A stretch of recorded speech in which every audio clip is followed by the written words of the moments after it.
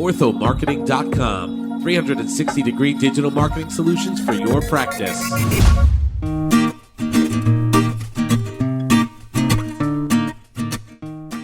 Well, hello everybody in podcast land. This is Dean Steinman and Dr. Barry Glaser, and we are back with another Aligner Insider podcast for you. We hope everybody has had a great summer of 2021. Looking forward to the fall season. And we are very, very excited to have with us some special guests today. In this world, we like to do things that can give you smiles. Karma is a good thing. So we have with us today Alexis Barclay and Melanie Johnston, who are with Smiles Change Lives. Great organization, doing wonderful things throughout the community and giving back and giving people the ability to smile, because we're all in the smile business and we love to be able to spread the smile. Nothing, as I said, mentioned many, many times, as the great Jerry Garcia says, nothing left to do but smile, smile, smile. So we're going to, spread the word. So, Barry, first of all, how are you today? I'm doing well, Dean. It is, I always have to do a check-in. It's Wednesday, September 1st, boo-hoo, at the unofficial end of the summer. And we've got the remnants of Hurricane Ida bearing down on us. So, but doing okay nonetheless. Good. Everybody down in the bayou area, we hope you're all safe and sound down there. It's pretty crazy. Mother Nature can be very forceful there. So, Alexis, Melanie, welcome. Thanks so much for joining us today. So let's just jump right into it. Smiles change lives. Nothing, in this industry, those are three powerful words. So tell us the story behind Smiles Change Lives. What's you guys all about? Well, first of all, thanks for having us. We're really excited to be on. Smiles Change Lives started, in different ambiguations about 30 years ago. It was started by our founder, Virginia Brown, and our chairman of the board, Tom Brown, her son. Virginia grew up in the Great Depression, and her sister needed braces. And back then, only one of the sisters could actually afford, they could only afford one set of braces for one sibling. And Virginia was not one of them. So Virginia had to go through some social issues as far as bullying is concerned. She used to be called Snaggletooth at school, that nature. Just real, you know how kids can be, and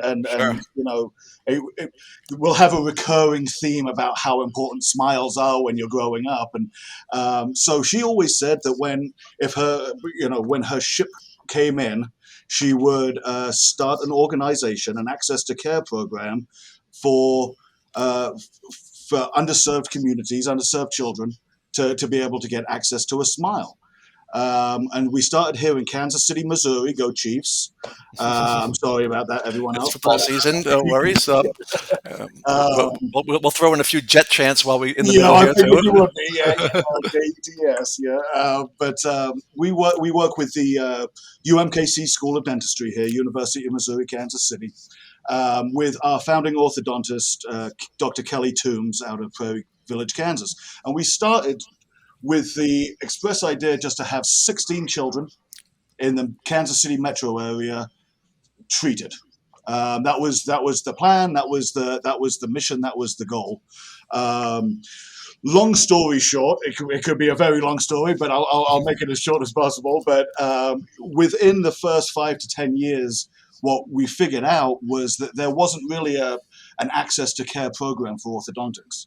And so very quickly we moved into Kansas, into Missouri. We started working with Dr. Steve Litton up in Minnesota, and then down in Florida. And then even a longer story shorter, by 2009, we were in all 50 states and moving into Canada. So with the original goal of treating 16 kids a year, by the time we got into 2009, 2010, the goal started becoming 500 kids a year. 1,000 kids a year. And very proud to say that as of 2021, we've been doing this now for almost 25 years, and we've treated over 16,000 kids, and we work with over 750 doctors. Wow, So that's it's incredible. grown wonderfully, and we're very proud to work with the wonderful doctors that we do. Hmm. It's great that you could do that. So why don't you walk us through the story? So, um, from both sides, if somebody is looking for or needs braces or orthodontic treatment, what do they have to do? How do they qualify? Do they have to fill out a form? They do a video interview, or what makes somebody even able to be part of the program from a user standpoint? Sure. So that's there's, yeah, like you say, both sides. So there's a couple of different ways, because a lot of doctors will find candidates in their offices. The primary way we find it is generally the way most orthodontists find any kind of referring patient. And we'll have them get to our website, fill out our application. We want to make sure that these guys are good candidates for the office's community give back. So we want to make sure that their finances are in order, basically in need. And almost more to the point, and almost more importantly to the point, we want to make sure that these guys are motivated, will show up on time, will just be a great candidate, because it's kind of what makes the world go round. Right. Every doctor that I know wants to help. Okay. And every family that wants the help is appreciative of that help. And as Sure. long as it runs on that side of things, we're the third party that tries to make that. Not tries, we do make that happen. Oh, great. So obviously there are, different organizations that like to give back and help there. So how do you decide who also to bring on from the other side, from a provider standpoint? Will you work with any practice? Do you actually vet them as well, and to see who would be a good fit? How do you decide, what's a good thing? And if, anybody out there is listening and they want to get involved, listen carefully. This might be something that you might be interested in here. So, if somebody was working with another organization, or just say, yeah, that's a good idea, I want to do something like this, what do you look for? It's a wonderful question. Not to hug the mic from Melanie, but I'll take this one as well, because I primarily work with the doctors. So um, short answer is we want to work with orthodontic specialists. We do not want to. We want to make sure that um, you're committed to helping people in your community. So the vetting part of it is, like I say, most doctors that I've ever met, most orthodontists I've ever met, are extremely good at what they do. Right. We know the percentages of who goes to ortho school and all that kind of stuff, so we don't have to get into that. But the bottom line is, we want to make sure that we are helping the orthodontic profession as well as helping the kids in the community as well. We do work with general dentists as far as referral sources are concerned, and make sure that all of our kids have primaries. But with that said, as far as the doctors doing the work itself, we only work with orthodontic specialists. And yeah, there's a vetting situation as far as um, making sure that we have the paperwork for the orthodontist, and make sure that they went to school and have their license and all of that kind of stuff. So we Right. certainly look into that, and make sure that all of our doctors are actually doctors. So Right. so that's that part of it. Yeah. Okay. So how do sometimes people, they get something for free, they might not take it as serious or show up for appointments or whatever. I'm sure Dr. Glaser can do this. Barry's been around the block several times, and has offered this type of give back to the community before. We spoke about it, and he said that it's great. It's great karma. It makes sleeps at night. It makes them happy. But at the same time, some people just take advantage of it. They don't show up for the appointments. They don't follow through. They don't put on the do what needs to be done. So listen, you can't obviously you can take the horse to water, but you can't make him drink. So how do you get that kind of pushback? So if somebody says to you, "Well, you keep telling me people that this and that," and then so how do you determine who's going to really? You can't see into the future, but how is that? How do you face that challenge? How do you handle that challenge? Because people that sometimes you think they get something for free, they don't take it seriously. Well, you're absolutely right, Dean. And that's that's part of our 25 plus year evolution. Okay. Because when the program initially started, we didn't charge families to be a part of the program. And what our experience was is that, just like you said, they took advantage of it. They wouldn't show up for appointments. They didn't necessarily follow the treatment plan. And they often had sort of an entitled attitude that they deserved the care. Right. And I think the doctors felt a little taken advantage of. That's not what we wanted at all. We wanted something that everybody wins in. So what we started doing is charging a small fee to families. Now the average Okay. cost nationwide for braces is about $6,000 right now. So Right. when a family applies to the program, they have a $30 application fee that they pay.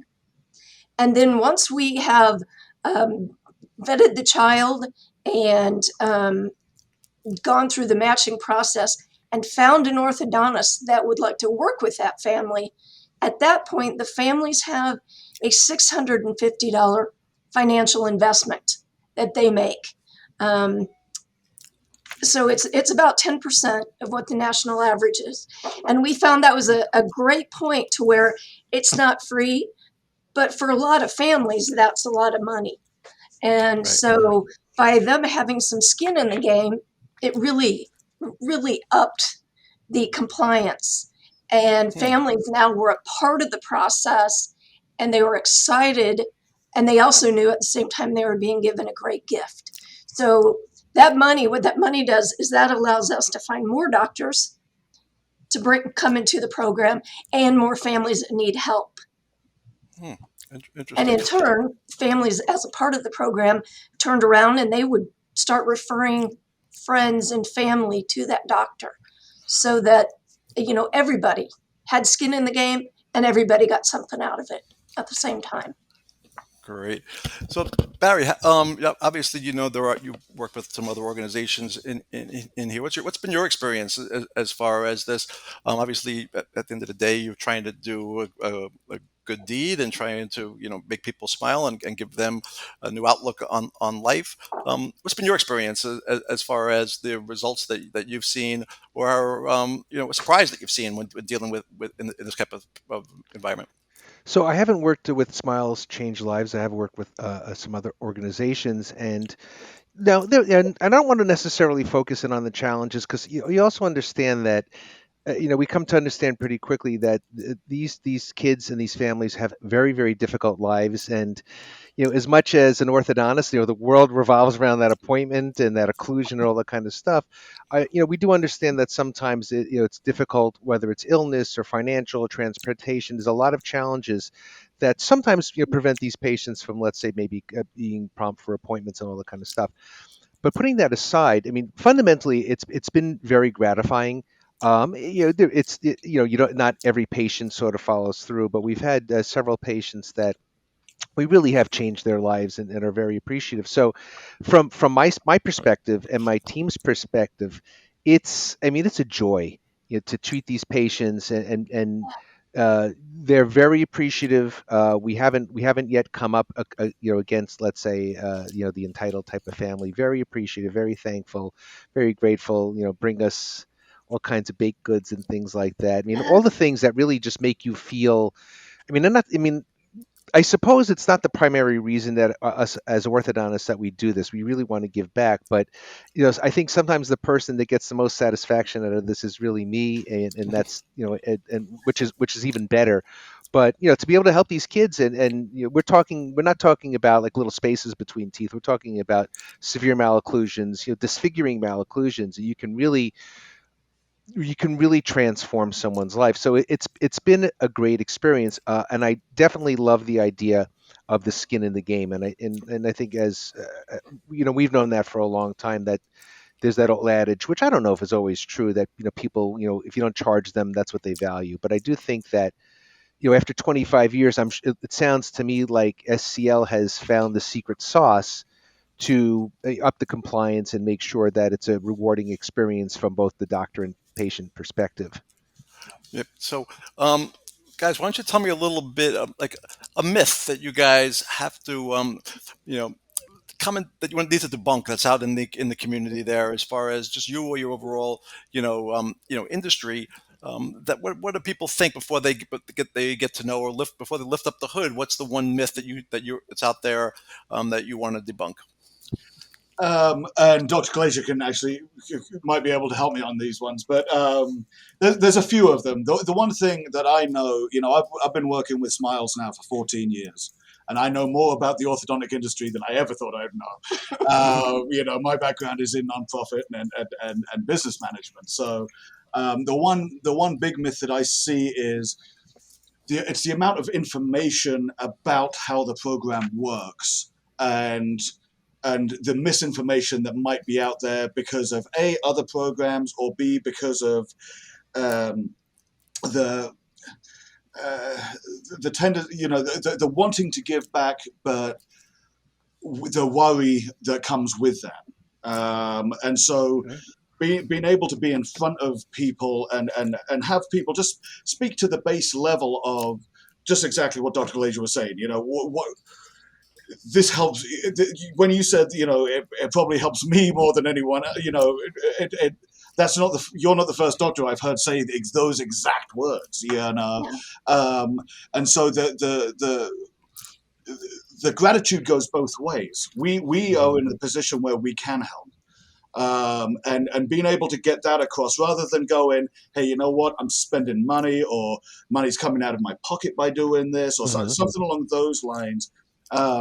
It's depending on where the doctor is in their practice world and those kinds of things. Just being able to have the clarity of, it doesn't cost you anything to be a part of Smiles Change Lives. We work with business partners, hardware companies, retainer companies, things like that, to help with costs.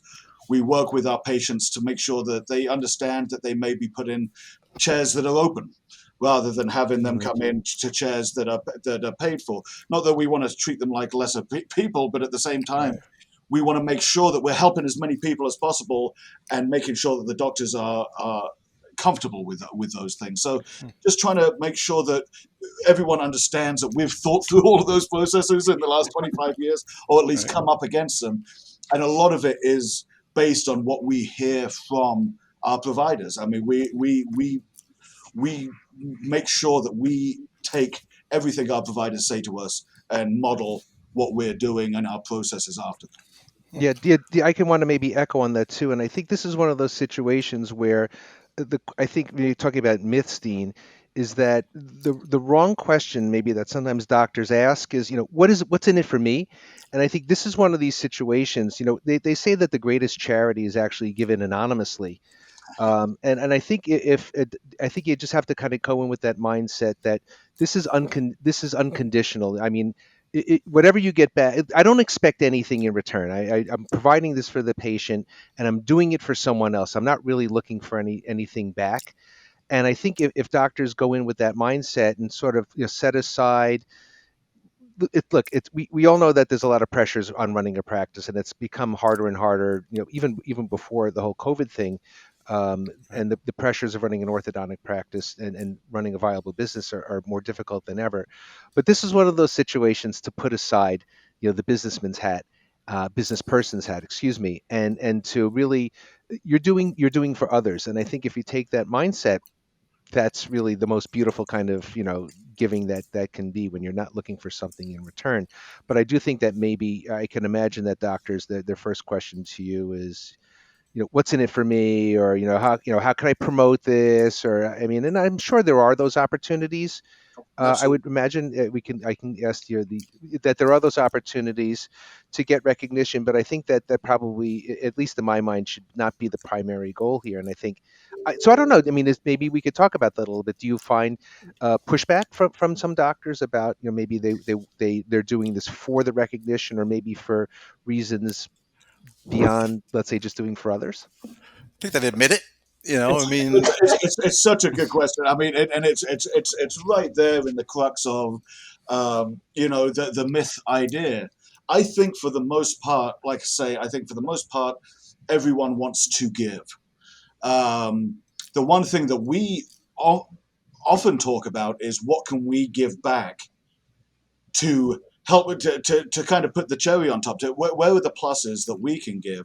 And the one thing about being a nonprofit that is not lost on us is that we do have an ability to be able to open doors into local news sources, press releases, social media that maybe a for-profit business doesn't have. So we do have strings to that bow to a certain extent. Like you say, is it the primary reason people should be doing it? No, but at the same time, there is certainly something we can offer when it comes to those things, which it kind of goes down that myth world of, yeah, there are these little details that I didn't think about before. It's not just here, take a kid. But with that said, yeah, the best orthodontists that I work with are the ones that are more towards the anonymous side of things, and are always very appreciative of anything that we can give them as far as more a spotlight shone on their great work that they do. So just jump on that there. So from both sides there, what's the best feedback you've received? Alexis, and also Dr. Glaser, positively or negatively, from a community, from your colleagues, from anybody, that has helped you in, your the future, with work, as far as, practice, as far as taking on more people, as far as, you guys there. So what's the best feedback you've received across the board from either of you sides? Well, if you don't, I wanted to say that it kind of tags along with what Alexis said, is that over the past 25 years, our program has changed so much. Right. What we started out doing is not what we are doing now. And we're always continually refining it based on the feedback we get from our docs, because we want the program to be easy for them to implement to their practice. Right. And we want it to be fun for their staff to do and take part of. So we don't want the work to be on them. We want it to be on us. So we get all kinds of feedback. And it's very welcomed, because that lets us know not only the direction they're going, but the direction we need to go to help them.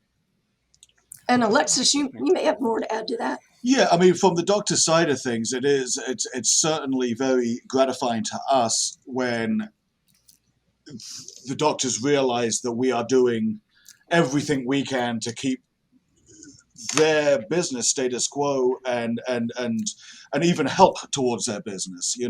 Trying to run that back end of their access to care program takes a lot of pressure off not just the doctor, but the office staff, office managers, and to be able to have a cohesive relationship with those guys is fantastic. And then on the flip side of that, from the patient point of view, I mean, the feedback, and Dr. Glaser kind of touched on it, getting baked goods and those wonderful little things. And I mean, the amount of stories that we get, it really is, it is life-changing on so many different levels. Whether, I'm a father of three myself, and talking to a mother or a father that didn't think they could, and then Changing lives. Yeah. Right. And Is there any particular case recently that stands out to you that you might want to share with us? Good question. Yep. Yeah. What touched your heart? Anything that changed absolutely. the organization or you guys? Yeah. I'll grab the Kleenex, but no, I mean, there's there's a few, and it kind of dovetails into another part of the program and how we've evolved. But one of the biggest ones that touched me immensely. One of my sons is autistic. He's on the autism spectrum, which I feel we all are, but that's beside the point. That's my own personal thoughts. Dr. Toombs, Kelly Toombs here in Prairie Village, Kansas, our wonderful founding orthodontist who's just a guiding light, called me one day and said, "Hey, I've got two kids in my chair. They wouldn't qualify financially for Smiles Change Lives. However, the two kids are special needs. They're both on the spectrum. Mom is a school teacher and a breast cancer survivor." And so we're sitting there on the phone, and I'm saying, well, if the application comes in now, they would be rejected based on their finances. And they were maybe, a very small amount above what our regulations are. And I just said to her, I said, look, Dr. Toombs, if we're not helping these kids, I'm not entirely sure what we're doing here. And so Right. born out of that was what we call our Doctor's Choice program, which is the flip side to the way we normally process. This is not something that is known out in the public. This is purely for our doctor's knowledge. And that is, if someone comes into your office and says, hey, I need A, B, C, D, and E, F, and G, you can qualify them orthodontically and then send them to us so we can make sure that the motivation is there, that they sign off on all of our rules and regulations. And that mother, just having that conversation with that mother, and the amount of gratitude that was in existence in that conversation, I can't say enough about it. It's as a parent, it's everything, it's everything to these guys. And Wow. and to be able to have, and on the doctor side as well, I mean, there's been many tears shed talking about these stories and how grateful these families are. So it's, there's definitely multiple stories, but that's one that definitely touched me personally. So. Yeah. So I'm going to ask you guys to put on your crystal ball glasses here, and where do you see the orthodontic community and your foundation and other ones like this in the next 12 to 24 months? What do you see anything that's going to change seismically, or not at all? Because it ain't broke, don't fix it, or based upon the technologies, adaptations, COVID, etc. What do you guys see? As far as 12 to 24 months from now? Well, the one thing that's become super apparent over the last 18 months with COVID is the need to pivot businesses. I think everybody's had some sort of disruption. Sure. But we know even before COVID, the orthodontic industry has had a massive disruption. With the advent of the clear aligners, and then the do-it-yourself aligners, and then doctors other than dentists doing orthodontics. That's a major change. Sure. Right. And everybody's had to pivot. And one of the things we've seen is that the doctors that seem to do the best were the ones that were able to pivot quickly and take advantage of the technology and just realize they couldn't do business the way they used to do business. So how do they change? How do they pivot? So what we've seen is something, I think, a trend that's going to continue, and that's implementing new technologies. Going to the virtual consults, doing more things digitally, less chair time. And I think that's just going to continue. Sounds familiar, right, Dean? It sure does. We've been preaching this for about over a year now. Adapt or die. Adapt or die. That's our motto. That's what it sure is. Yeah. All right. So we could keep talking about this forever. So that, and this has been great. So we're gonna ask a couple of final questions here. First off, if you can give us one concise sentence to describe Smiles Change Lives, what would you say? The organization Smiles Change Lives changes lives. Okay, all right, that works. All right. Bingo. All right, well said. Party pants, but Right. All right, I'm going to ask you another question. You have the ability now to go into Times Square and put up a billboard today, and it's going to be seen by 5 million people. What does it say on it? Doesn't have to be anything. It doesn't have to be about the company. It could be or whatever, but it could be just a personal thought, or it could be just Smiles Change Lives, whatever. But let's make it not Smiles Change Lives. What would you put up on your billboard today? But I mean, working together we can. Working together we can do so much. And as long as we're talking, it doesn't have to be through Smiles Change Lives. My boss is going to hate me for saying that, but at the same time, as long as we are all communicating together and we're helping the younger generation. So yeah, I would say concisely, together we can. Okay, great. All right. Melanie, quick question for you. Okay. You have the ability to have lunch with two people, dead or alive, fictional or non-fictional. Who you having lunch with? Wow. That's a great one. Well, to be honest, one of the first people I would choose would be Jesus. Okay. Just, to be able to sit down with somebody that's had such an impact on the world and be able to find out, the questions would be endless. Right. Okay. All right. Number two. And number two, wow. It's a tough act to follow, Jesus, Yeah, right. Exactly. Right. Second set right there. Yeah. Yeah, like who else would you pick? It could be a fictional person. Do what? It could be a fictional person. It could be a character. It could be whatever. All right, Alexis, your turn. Yeah. Well, I have a feeling you might know where I'm going to go. With mine. Go ahead. Okay. Oh. You're going where the weather suits your clothes. Well, I'll tell you what. I mean, two of my favorite songwriters of all time. Being a musician and being in love with music, it would have to be John Lennon and Jerry Garcia. It's pretty straight up and down for me. Nice, good. And that could change in the next hour. Of course, but right now they're Dean. The Dean much more Steinman is people. a close third now, right? Exactly, right. Hey, listen, at least I'm in the top 10. So all good. All right, so guys, if anybody who's listening has any questions, wants to get in contact with you, become a provider, what's the best way for them to do so? Yeah, to become a provider, you can.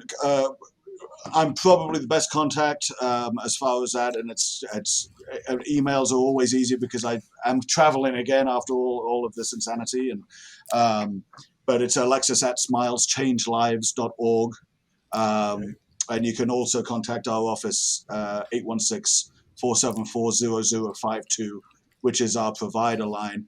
And that works for, whether you want to be a provider, whether you want to know more about access to care, if you're a younger doctor and don't know where to start, the one thing, like I say, is, obviously we want as many people to work with Smiles Change Lives, but the bottom line is, as long as we're all out there helping kids, then we want to work with as many people as possible, with that being the result.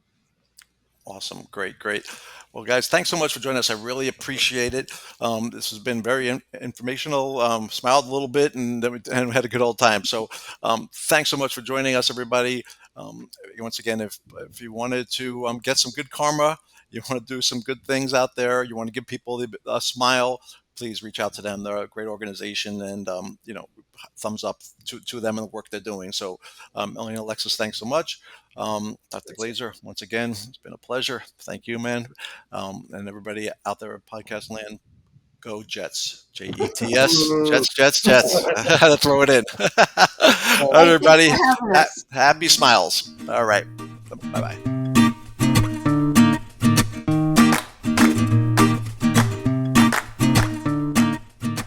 Orthomarketing.com. 360-degree digital marketing solutions for your practice.